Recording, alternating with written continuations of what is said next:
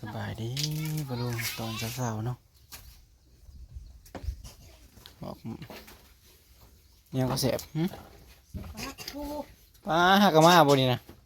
ใส่จักตัวกับปูนะโอ้ยเขียดหน่อยตายคามือตัวหนึ่งไม่ใช่กับปูจ้ะนะเเพิ่นที่เขียดหมูตัวหนึ่งกับเขียดน้อย2 ตัวก็กับปู4-5 ตัวที่เชนได้กินนี่ป่นบ่เฮ้ยยายของหนูใส่เจ้า ตื่นมาไปหาเดี๋ยวไปถึงเตะดุคน โอ้ยก็ถ่ายอีด้าบอกพามันได้ร้ายกว่านี้ โอ้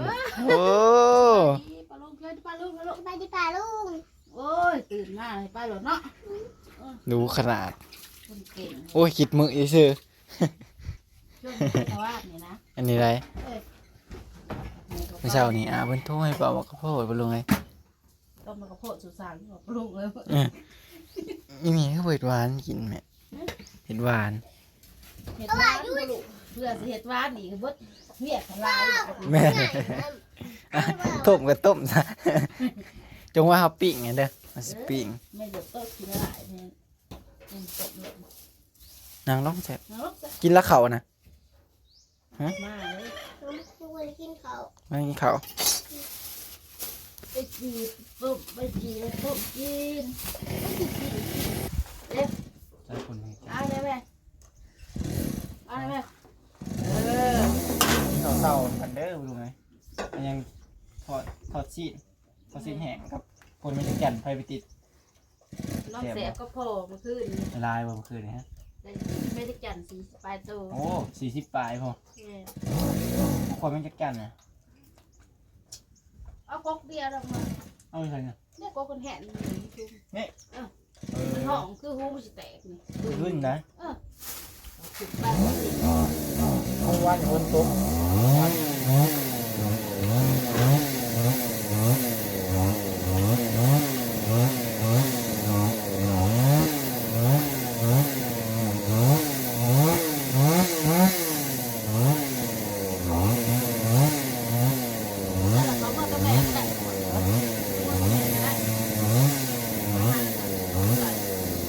ก็ได้ และหันแล้วและสองหักใส่ใส่หันไป ได้ตายถ้าอ้อยว่านถ้าอ้อยอยู่วันเนี่ยมองบาปเลยเนี่ย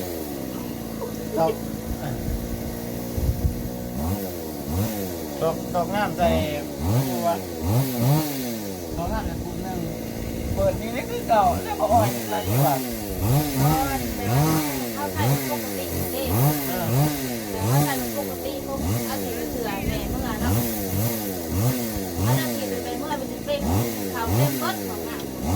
มันจะชอบกินแต่แม่ไปเมื่อก็ร้องเลย ก็เปิด ก็คือจะคือถ้ามันก็คือน้ำมันร้อง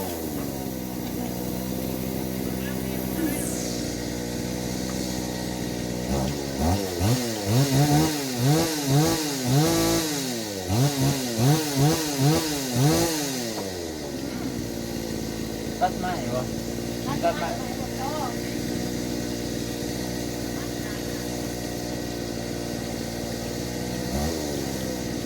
จักมีอะไรแม่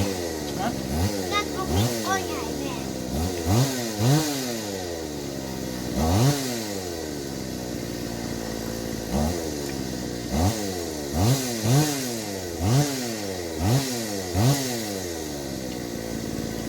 กินกินน้อง พ่อ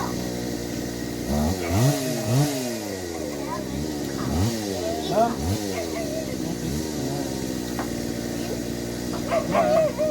เขาเล่นเล่น ลูกผม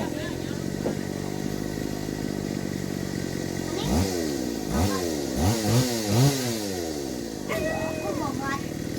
บอกยัง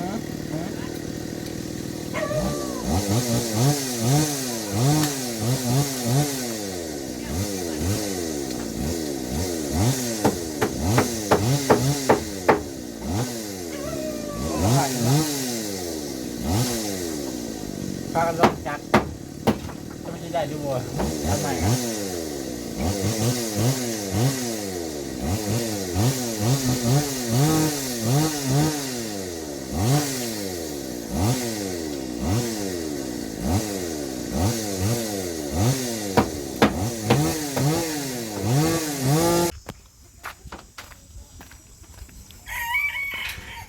ฝักใหญ่นี่มันเป็นหัวอยู่แม่หอมบัวนี่แม่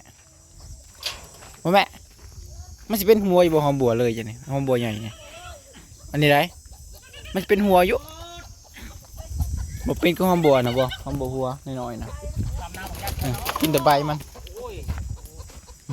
ไก่แหละเตรียมไปตัดใหม่โอ้บ่ห่วงสุกบ่ห่วงกับบ่สุกนะพี่ฮะบ่ห่วงสุกกูเนี่ยฮอดเทิงละบาดนี่ปลาตัว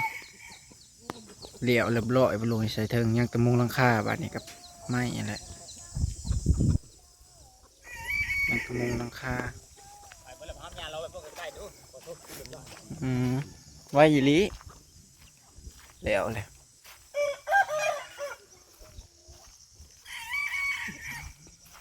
เราตะมุงหลังคาไปเนาะกับไปผ่าใหม่เมื่อนี้ตัดใหม่ครับแน่เทแล้วแหละปูนกันแน่เทมันได้อีกเลยเมื่อวานนี่บ่เอ้าคือวันเฮาเมื่อกับค่ำเลยเทตอนค่ำบ่เทตีนแล้วเรียบร้อยว่าอยู่หักกับเมื่อวังไทยบางว่านในกับเมื่อวันค่ำนี่ฟัง5 โมง 4 โมง 5 โมงนี่เทิงก็แล้วบ่เนาะแต่ว่าบ่มีไสยัว นี่ก็มึงใช่ยัว ไสยัวบ่มี มันเป็นอะไรใช่ยัว ไสยัวลูกผ่านมา อ๋อเมื่อไม่แบบมันดีออกมานะ มุ้งขาวสิลงไปผ่าน่ะพวกเขือก มันจะพ่ออยู่บ่มันจะฉันบ่จัก คือสิพ่ออยู่พ่อสิแทงไม่ได้5 เมตร 5 เมตร แม่น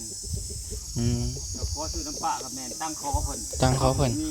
ไม่บ่มีแค่นี้ ไม่เฮาก็บ่มีเบิดลูกไม่บ่มีเลย ไม่เบิด มีแต่ยางมีแต่แนวบ่มี มีแต่แนวบ่มี จับหน้าวิดหลัง เห็ดยังกระยะกันบ่มีของตัวเอง แต่ว่าพ่อได้อยู่เขาบ่เฮ็ดบ่ได้อยู่ อยู่สิบ่ได้อยู่เฮือนแต่แท้แล้วก็เห็ดคักปานนี้นะเบิ่งแล้วบ่ลงเลย สิอยู่หน้าแล้วพอ สิอยู่หน้าแล้ว พอบักม่วงนี่แหละ ทำบ้าน แห้งแล้วเทตีนเสาเรียบร้อยบ่ลงเลย อ่า ยังเสียบขึ้นไปยังก็ได้นะฮะ มาปลาลูกกันรอรุ่นเบิ่งไปเรื่อยๆน้ำกั จั น ก ว่า จักจะเป็นทรงจังใดยังคิดบ่ออกไปทรงแล้วเพราะว่า สร้างพวกนั้นยังแป้งเกลือสติ้งอยู่ดิ พอว่าเพิ่นสิก่อมาได้บ่ลงส่วนนี้ตัวใหม่มันยาวนี่ตอออกมาบัดแป้นจะอีด ก็ไปทางใต้อีก ทางอันนี่ตัวแสบถึงเจ้าเจ็บนะแล้วก็จะออกมาอีกทางนี้นี่ทางนี้ล่ะป่ะเศษครัว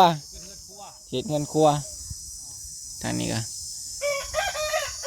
ส่วนนี้สิเป็นเงินครัวเด้อลงไงส่วนนี้สิเป็นหม่องหนังเย็นเบิ่งก็จะได้หนึ่งกระสูงอยู่นี่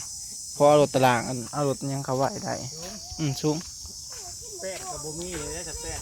คิดอุกน้ำเป็ดนี่แหละไปลุงไว้เพราะว่าเขาก่อมาลายมันก็ต้องใส่แป้นลายมันแล้ว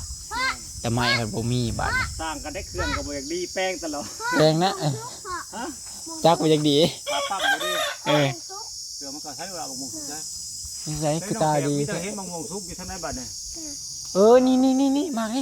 ฮะ นี่ทั้งหัวนี่เรื่องเอาหอยเลย โอ้สายตาต้องแสบถ้าไม่ได้ใช่แหละ เด้ทั้งหัวนะ ใช่ป่ะ เด้นะ ใช่แสบน้อยทางใด เด้นะเรื่องไงถึงสุดเด้พ่อ ใช่นี่ นั่นแหละ แม่นบ่นี่ โอ้ยชุกเลยนะ โอ้ยจะพกเสียไปวานได้ท้องหน่วย วันนี้ เสียไปก่อนเสียไปได้ท้องหน่วยเนี่ย ก็ตาดีไอ้แบบ ตาดีตาดี ตาบอยบอกว่าจะเล่นนั่น วันนี้เลยเอาเดี๋ยวเสาเร็วแรงยังบ่เห็นตาดีเนาะจ้ะเนาะคนตาดีเนี่ยกินบกม่วงเห็นตาสันแต่ว่าจะกินกระสัง ตาดี ยินบ่ไม่ว่า ตา นะ ทะลุ สายตาเลอะๆยินบ่คนสายตาดีนะคันกินบกม่วงสายตาสิเริ่มสั่นลงบ่กินกระสังให้อ้ายผู้อันผู้ใหญ่เรากินยินบ่ ว่าที่กินได้ บ่ห้ามตื่นมาแต่เช้าบ่ห้ามไปหาโพลิจีบ่ ก็มาเกิด หาคนจะจีผู้ใดได้เขียดตัวหนึ่งไม่ธรรมดาได้ แม่ฟังซุก มันชุกลายนะลุงหอยรุ่นเก่ามันเด้ รุ่นเก่าก็หลายเนาะเข้าบ่เบิดแม่นล่ะวะ แม่น จักรุ่นนี่นะ4รุ่นพอ ที่เพื่อเป็น 4เทื่อเป็นปีนี่ป้าดโตแต่ละปีนะคือ ต้องเพื่อ อันมันบ่มีคนนอนเผาเด้พ่อลุง หมากเขาเสีย โอ้พี่นาพรเขาสิได้พื้นหมากพื้นหมากพุ่น ใส่ปุ๋ยหมาก มันชุกอยู่แสบ โอ้ชุก ไปเบิ่งดู บ่มีว่าน่ะ ให้เบิ่งบ่ให้กินติให้กิน ชุกบ่ว่าบ่ แต่ละปีมันยังว่ามันเจแหละเขาเจ้าคนในบ้านนะเขาเจ้าบางคนเขาจะออกมาต่อยเอาแบบพาดห่ำไปเลยนะบ่ลุงบ่สนหมากน้อยหมากใหญ่มันถิ่มก็ร่อนอยู่เก็บเอาเมื่อปาดหัวโบกคือปีนี้คือดกแห้งปีนี้แบบโอ้ตัวผมดกเนี่ยบ่ให้เว้าเลยบ่ลุงเอ้ยคือแนวนี้ต่ำๆนั่นเนี่ยก็ยังเป็นนะโอ้เป็นพวงอยู่บัวหมากองุ่นดกลายได้ปีนี้พูต่ำๆเต็มๆนะย้อนอยู่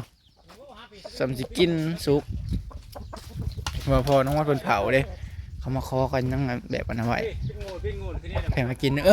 สักกระบักองุ่นเบิ่งนะก็พลุงเลยแต่ละปีบนแนวนี้เขาต่อยกองเบิดหมากหน่อยมันนะ ไปเองก็สอน ลายเกินปีนี้ลาย ลายนี้ เออ